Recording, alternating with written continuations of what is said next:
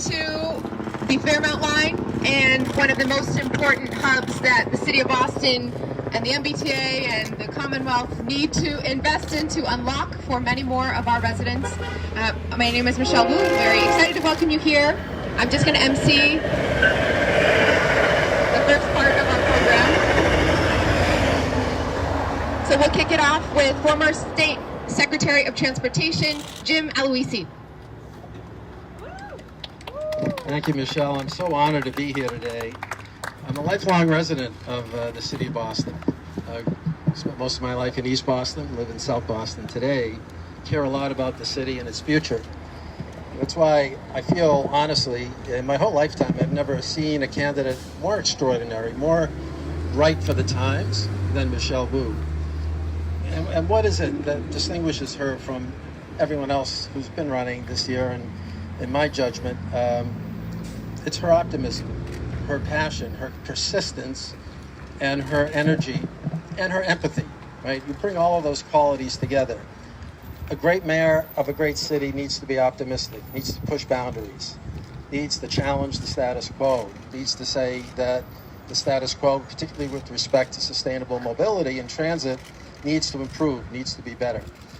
And I know from personal experience that when we needed Michelle to be there, she was there. She was when we needed her and where we needed her, whether it was support for the Red-Blue Connector, which will provide equity and access to jobs for so many people in this city and region, whether it was support for the better project that now is emerging at Alston Landing, support for bus lanes, dedicated bus lanes, and complete streets. She's always been there in the forefront of the efforts of many transit advocates to make real impactful change happen. And so I'm just thrilled to be able to be at a place where I can see you all and say, I think having this extraordinary candidate become what I believe will be an extraordinary mayor is exactly what we need as we build back better from this pandemic, as we embrace the 21st century and build a more inclusive, stronger economy in the city of Boston. So I'm pleased to be here. Thank you so much.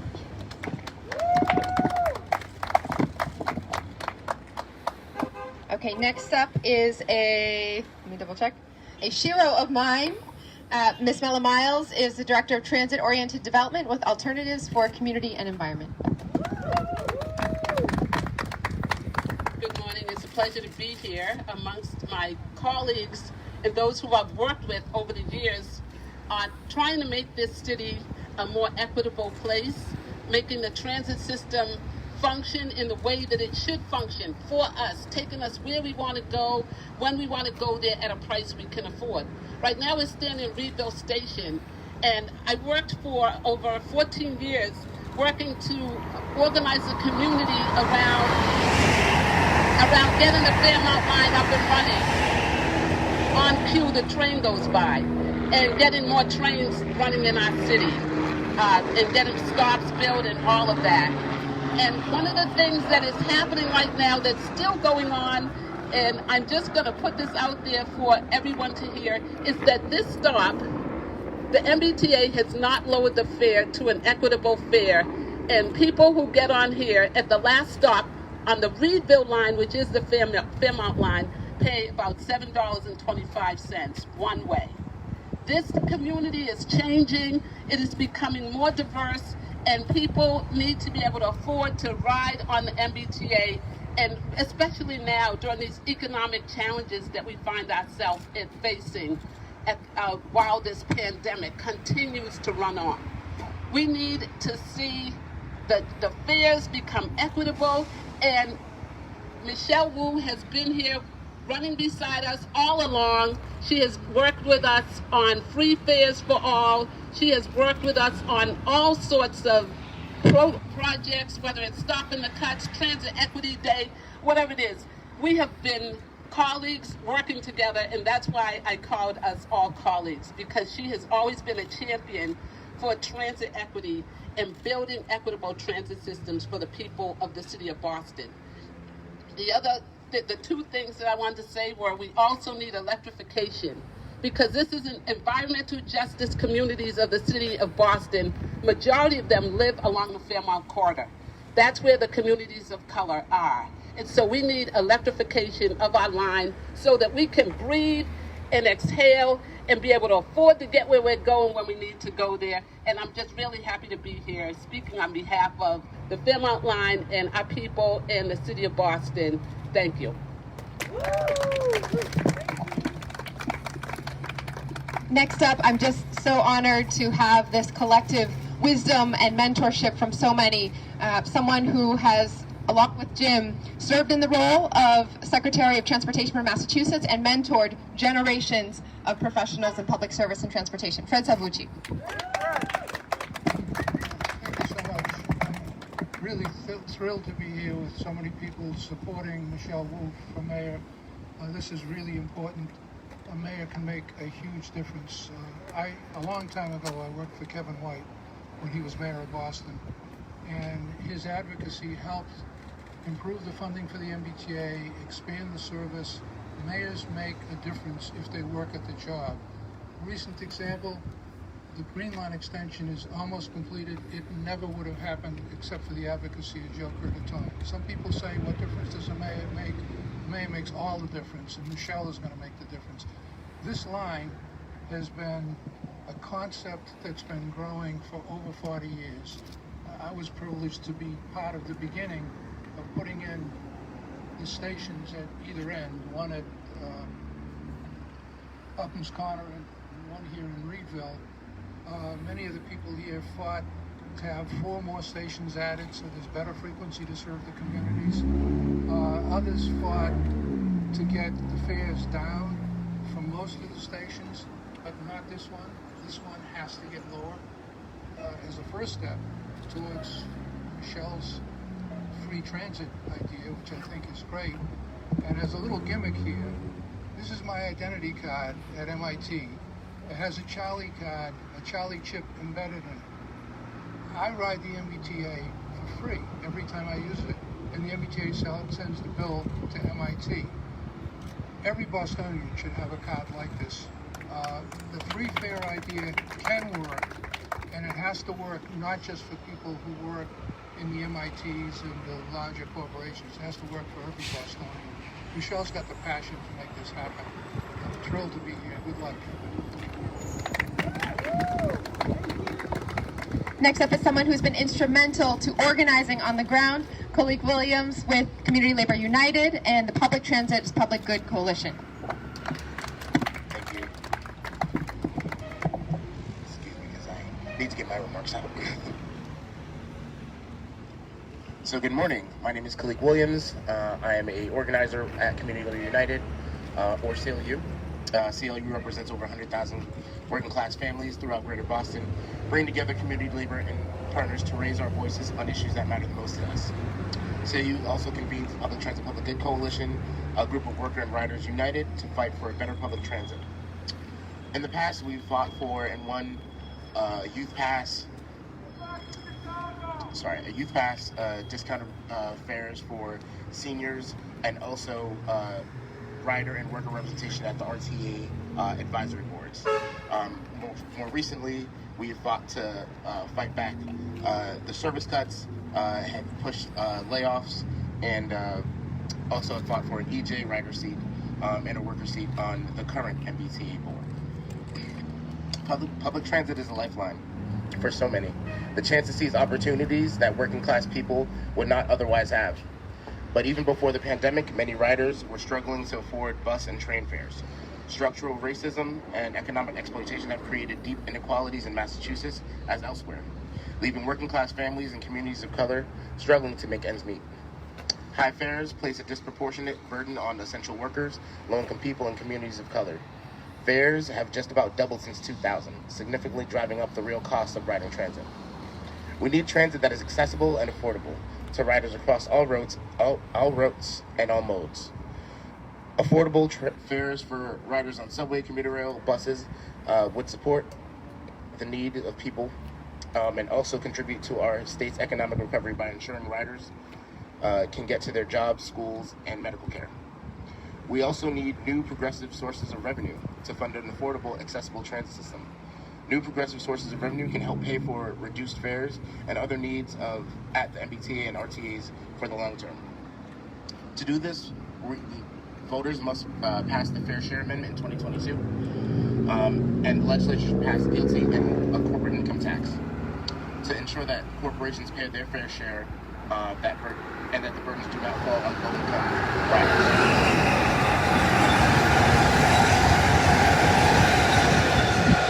Hard to do this when the train's running right by.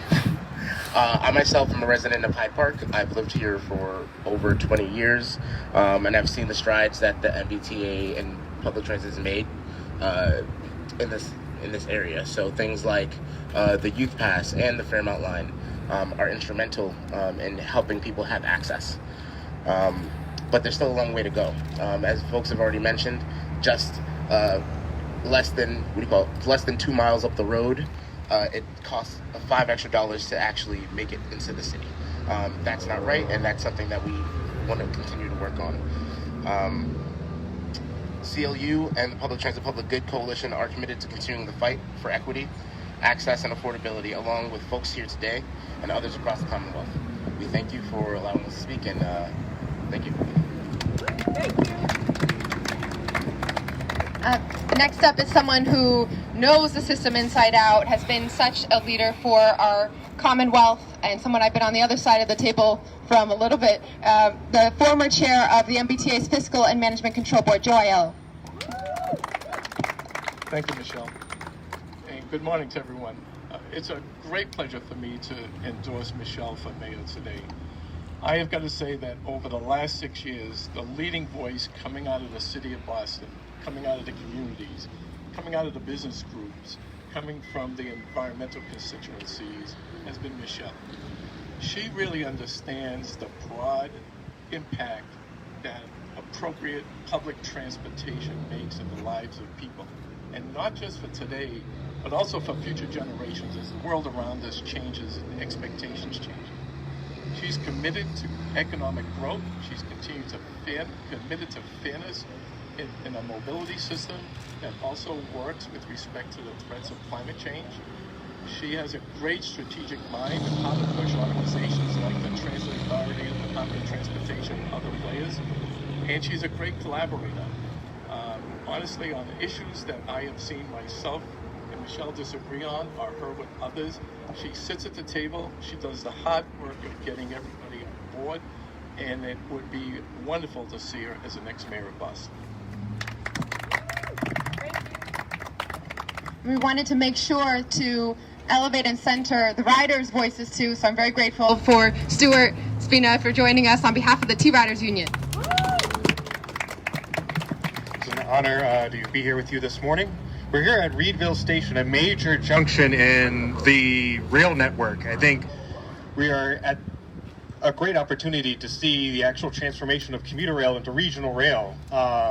The fact that you look at Europe, the Berlin S-Bahn, and just seeing how cohesive the transit network is, and something that I think, as potential future mayor, really kind of leading the charge with the MBTA and transforming the system into something that is accessible, a multimodal system. I think it's just very important too that kind of keeping on the T to make sure that we have a fair structure in place, ensuring that low-income riders can continue to have access to the system that for them there's no other opportunity for them. Thank you again.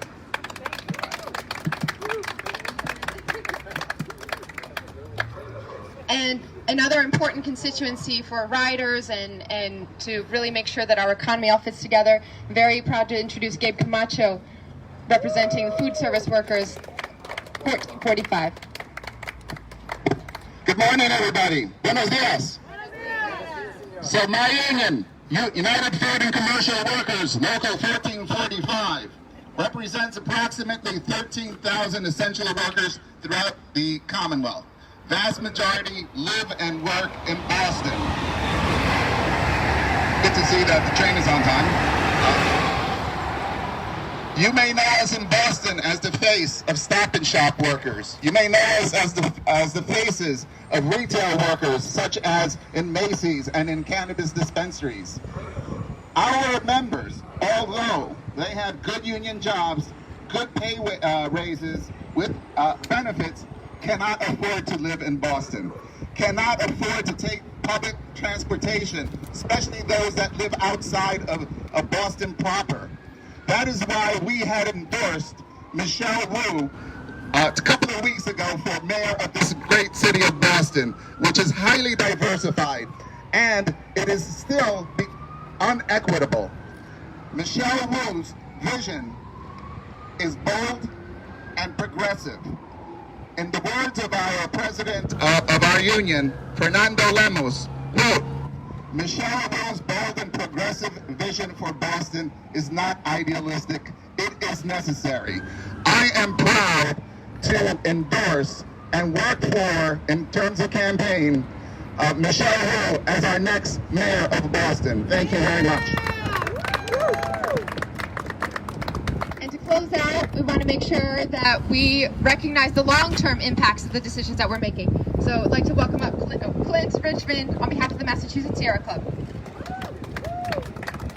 Thank you, Michelle. Thank you for inviting me here this morning. My name is Clint Richmond. I'm on the executive committee of the Massachusetts Sierra Club. The Sierra Club is proud to endorse Michelle for mayor. And I moved to Boston in 1978. I've seen a lot of candidates, and I'm so excited about this opportunity. I can't wait, Michelle. The Sierra Club stands with Michelle on sustainable transportation for all. And I'd like to speak about how transportation can and will address equity and climate. Mass transit is sustainable whether by bus or rail because it is efficient in terms of resources and energy. Mass transit is even more sustainable when it's fully electrified. Currently, our electric bus fleet is minimal and no commuter rail is electrified. We hope the MBTA board will work with the next mayor to fulfill its promise in 2019 to electrify the Fairmount line, the Providence line, and the Rockport lines in the first phase of the rail transformation.